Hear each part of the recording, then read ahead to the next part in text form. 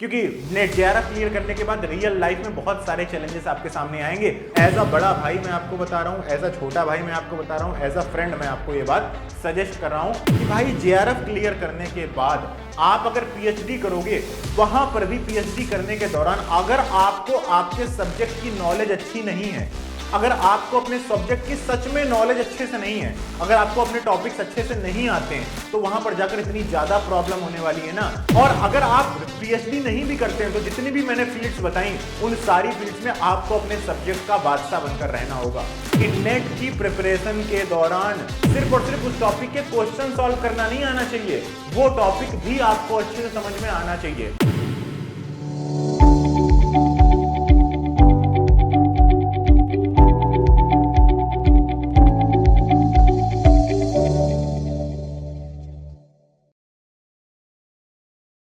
Hello everyone and welcome to MATCAM classes, and the question you have seen in the thumbnail of this video is going to be discussed in this video. What happens when you clear your JRF? Either it is a UGC JRF, art side subjects, or it is a CSIR JRF. तो आप चाहे CSIR net exam crack करें या फिर UGC net अपना exam crack करें, और दोनों ही सिनेरियो में जब आप JRF क्रैक करते हैं तो उसके बाद लाइफ में क्या चेंजेस आते हैं। देखो, नेट एक ऐसा एग्जाम है जो कि एक सिर्फ और सिर्फ एक एलिजिबिलिटी एग्जाम है। NET is only a eligibility exam. When you clear it, you are not going to get a job directly from it. Okay, कोई ऐसी जॉब नहीं आएगी कि सीधा तुम्हें नेट क्लियर किया और अब तुम्हारी भाई अगले दिन से ही तुम्हें बहुत सारी जॉब्स मिलने लगी। इस बात को ध्यान में रखना हमेशा।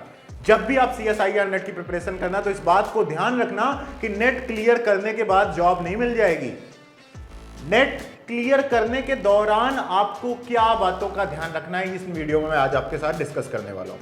देखो, जब आप CSIR नेट का एग्जाम या फिर UGC नेट का एग्जाम क्लियर करोगे, तो उसके बाद देखो तुम क्या कर सकते हो। आफ्टर नेट आप क्या क्या कर सकते हो एज अ कैरियर ऑप्शन। देखो, सबसे पहला ऑप्शन तो आप ये कर सकते हो कि आप डायरेक्टली जाओगे पीएचडी करोगे, जिसमें अगर आपका नेट क्लियर होगा तो आपको क्या होगा, स्टाइपेंड नहीं मिलेगी, लेकिन हाँ ये है कि एक अच्छे प्रीमियम इंस्टीट्यूट में आपको पीएचडी करने का ऑप्शंस मिलेगा, जिससे आपकी एक अच्छी रिसर्च आप कर सकते हो। आपको रिसर्च के बाद आपकी जॉब लगने के चांसेस थोड़े ज्यादा अच्छे होंगे, आपको पोस्ट डॉक अच्छी जगह मिलेगी। अगर आपका जेआरएफ क्लियर होगा तो नेट क्लियर करने के मतलब जेआरएफ क्लियर होगा तो जब आप पीएचडी में एनरोल होगे तो एक तो पीएचडी में एनरोलमेंट आसान होगा, अच्छे इंस्टीट्यूट में पीएचडी मिल जाएगी।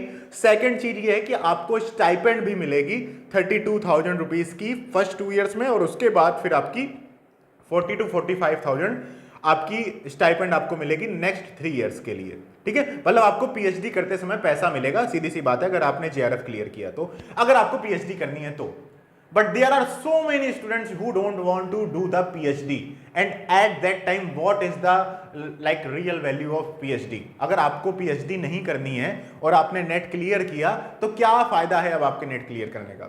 तो एक काम आप ये कर सकते हो कि आपके आसपास के जितने भी मेन मान लो कॉलेजेस हैं, इंस्टीट्यूट्स हैं, जो भी मतलब प्राइवेट कॉलेज हैं, गवर्नमेंट कॉलेज हैं, वहां पर जाकर आप एक असिस्टेंट प्रोफेसर के लिए वहां पर अप्लाई कर सकते हो कि मैं यहां पर पढ़ाना चाहता हूं। कॉन्ट्रैक्ट बेस्ड में आपको एज अ असिस्टेंट प्रोफेसर वहां पर रख लिया जाएगा। ठीक है, दूसरी चीज यहां पर क्या होगी कि उसी कॉलेज में हो सकता है आप गवर्नमेंट प्रोफेसर भी बन जाओ अगर आपका नेट क्लियर होगा तो। ठीक है, एक लॉन्ग टर्म में जॉब करने के बाद ऑप्शन आता है कि अंदर ही अंदर हो सकता है आप नेट वहां पर प्रोफेसर बन जाओ, या फिर आपके स्टेट में कोई ना कोई एक एंट्रेंस एग्जाम होता होगा स्टेट के कॉलेजेस में गवर्नमेंट असिस्टेंट प्रोफेसर बनने का। जैसे उत्तर प्रदेश में UPHESC का एग्जाम होता है, हायर UPHESC के एग्जाम के थ्रू आप क्या कर सकते हो, असिस्टेंट प्रोफेसर के लिए जॉब डायरेक्टली पा सकते हो। लेकिन HESC के एग्जाम को क्रैक करने के लिए भी आपका नेट क्वालिफाइड होना चाहिए। अगर आपका नेट क्वालिफाई नहीं है तो आप HESC के एग्जाम को नहीं दे सकते हो।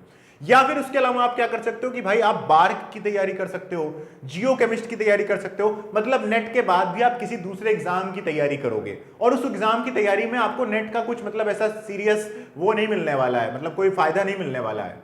ठीक है, या तो आप किसी नए एग्जाम की तैयारी करोगे, या तो किसी कॉलेज में अप्लाई करके वहां पर टीचर लगोगे जाके, या फिर किसी प्राइवेट कोचिंग इंस्टीट्यूट्स में, जितने आजकल बहुत सारे इंडस्ट्रीज हैं, कोचिंग इंडस्ट्री है, यहां पर आप अप्लाई कर सकते हो, वहां पर आप एज अ टीचर पढ़ा सकते हो।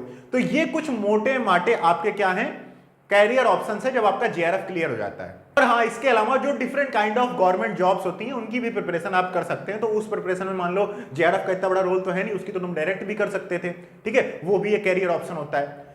तो मेरे कहने का मतलब क्या है कि भाई जेआरएफ क्लियर करने के बाद आप अगर पीएचडी करोगे, वहां पर भी पीएचडी करने के दौरान अगर आपको आपके सब्जेक्ट की नॉलेज अच्छी नहीं है, अगर आपको अपने सब्जेक्ट की सच में नॉलेज अच्छे से नहीं है, अगर आपको अपने टॉपिक्स अच्छे से नहीं आते हैं, तो वहां पर जाकर इतनी ज्यादा प्रॉब्लम होने वाली है ना, वहां पर रिसर्च करने में इतनी ज्यादा समस्याएं तुम्हारे सामने आने वाली है ना। आपका गाइड आपको बेसिक बेसिक चीजें नहीं बताएगा कि यहां पर ऐसे करो, यहां पर ऐसे करो, ये ऐसे करो, वो ऐसे करो, ये सब चीजें वहां नहीं समझाई जाएंगी तुमसे। वो तुमसे रिजल्ट की एक्सपेक्टेशन लेकर बैठा होगा कि हाँ ये काम करना, अपने मन से करिए। अब आप, इसका मतलब है कि अगर आप वहां पर रिसर्च करने जा रहे हैं, और रिसर्च में तो पढ़ाई थोड़ी और कम होती जाएगी, साल भर बाद ऐसा होगा कि रिसर्च करते करते साल भर बाद ऐसा होगा कि अब आपको कुछ भी आता ही नहीं है, ठीक है, आप सब कुछ भूल चुके हैं। और अगर आप पीएचडी नहीं भी करते हैं, तो जितनी भी मैंने फील्ड्स बताई, उन सारी फील्ड्स में आपको अपने सब्जेक्ट का बादशाह बनकर रहना होगा। अगर आपको अपने सब्जेक्ट पर बहुत अच्छे से पकड़ है, अगर आपको अच्छे से केमिस्ट्री आती है, अगर आपको पता है कि क्वांटम केमिस्ट्री क्या है, क्वांटम केमिस्ट्री में टनलिंग का कॉन्सेप्ट क्या है, ऑर्गेनोमेटालिक्स के हर कॉन्सेप्ट को आपको सच में उसकी समझ है, pericyclic reaction, organic, inorganic, physical chemistry की आपको सच में समझ है, तभी आप रियल लाइफ में सरवाइव कर पाएंगे नेट क्लियर करने के बाद।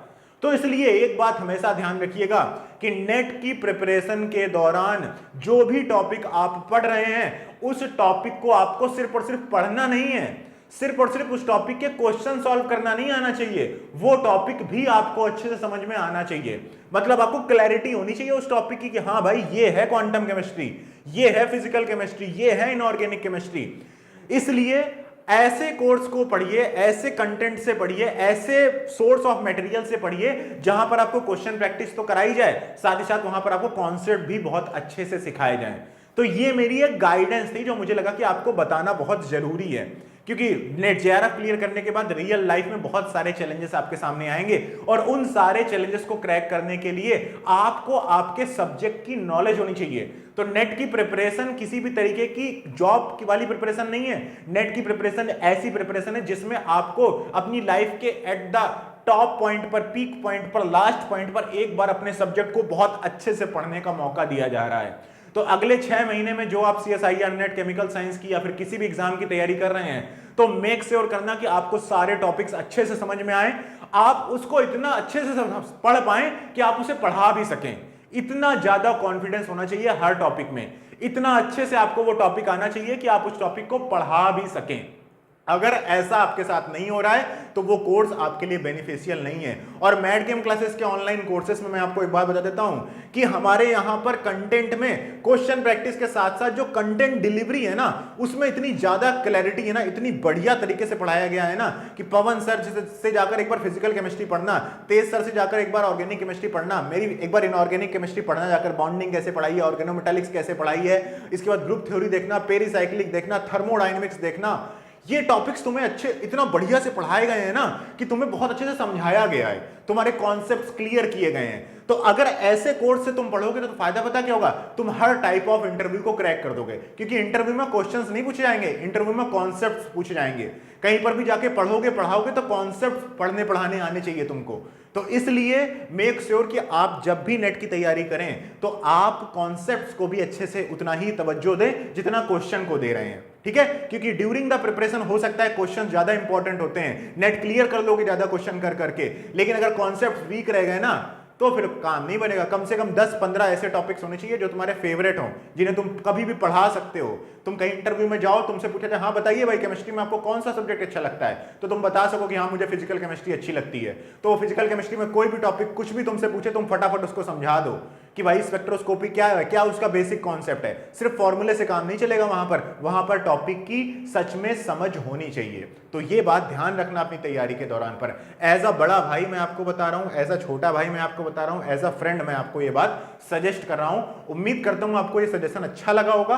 अच्छा लगा है तो मैड गेम क्लासेस के ऑनलाइन कोर्स को ज्वाइन करो, क्योंकि वहां पर ऐसे ही सारी चीजें पढ़ाई गई हैं जैसा मैं बताने की कोशिश कर रहा हूं। दूसरी चीज, वीडियो को लाइक कर देना, चैनल को सब्सक्राइब कर देना, दोस्तों के साथ ये पॉइंट जरूर शेयर करना, ठीक है, कि मैड गेम क्लासेस के ऑनलाइन कोर्स में आपको सिर्फ और सिर्फ क्वेश्चन प्रैक्टिस नहीं कराई जाएगी, आपको सिर्फ और सिर्फ नेट क्लियर नहीं कराया जाएगा, आपको केमिस्ट्री भी सिखाई जाएगी, और वही सबसे ज्यादा इंपॉर्टेंट है आगे चल के आपके लिए, ठीक है। सो thank you so much guys for watching this video. मिलते हैं फिर किसी नेक्स्ट वीडियो में नेक्स्ट टॉपिक के साथ। और नए बैच स्टार्ट हो गए मैड केम क्लासेस के CSIR नेट केमिकल साइंस दिसंबर 2023 के लिए, जिसके एडमिशन अभी ओपन है, फटाफट ज्वाइन कर लीजिए। अभी अभी नया बैच ओपन हुआ है। अक्टूबर में इस बैच का सिलेबस कंप्लीट कर देंगे, नवंबर और दिसंबर में खूब सारे क्वेश्चन प्रैक्टिस करेंगे और आपकी JRF कंफर्म करेंगे इस ही बैच में।